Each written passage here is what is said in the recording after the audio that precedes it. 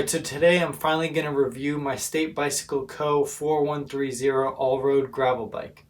I think it's a pretty important time to finally go over this bike because it can now be had for $765 as the bicycle industry is kind of putting on some sales. And I got mine a year and a half ago, so the new one is a different color, but it's basically the same bike. So I think I've now got enough miles on it that I can give you a little bit of an insight onto how I feel about it. Now I shipped this bike to my house and I've got several summers of assembling bikes at my local bike shop under my belt, so I thought that this would be pretty much a piece of cake. And for the most part it was, until I tried to put the front wheel in.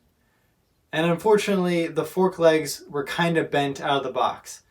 Luckily steel's pretty easy to bend in this way, and I just pulled it out a little bit by hand and the wheels dropped right in.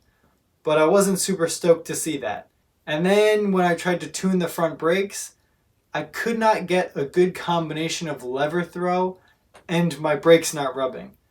I think that the hoods might have been a bit high on the handlebar, so that when you're in the drops, it was rather hard for my fingers to reach the brake levers, and that's pretty important when you're descending kind of aggressively on gravel roads.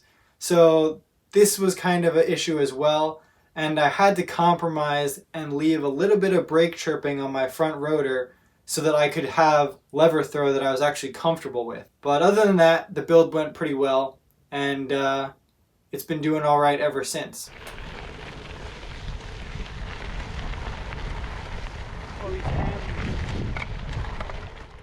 When I ordered this bike, I made sure to include this orange frame bag from State.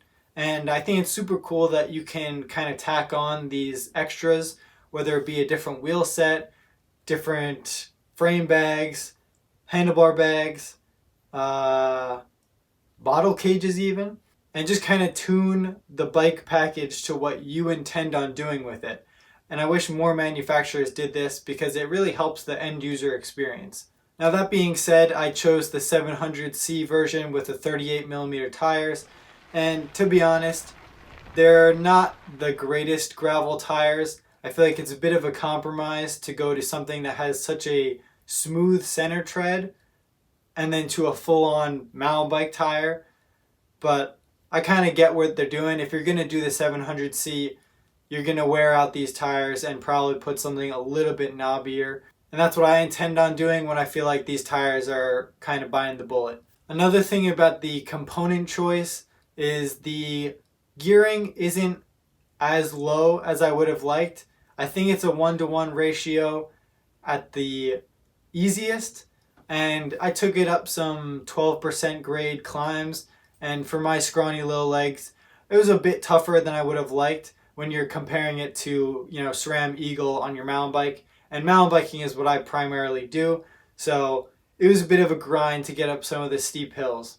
But that was actually on the road, so it is what it is. Everyone loves to talk about the comfort that you get with 4130 steel, and on smooth gravel roads with very little washboards and potholes and things like that, I do find this bike very comfortable. I usually run like 40 to 50 psi in the tires, and that feels good for my 140-pound rider weight. But I've taken it in some rowdier sections of gravel and single track. I even try and jump this thing off roots, and don't get it twisted, it's pretty rigid when you compare it to any kind of mountain bike. But what I will say is that I haven't dropped a chain, and some people do complain about the derailleur clutch being a little bit weak on this bike, but luckily I haven't had that issue.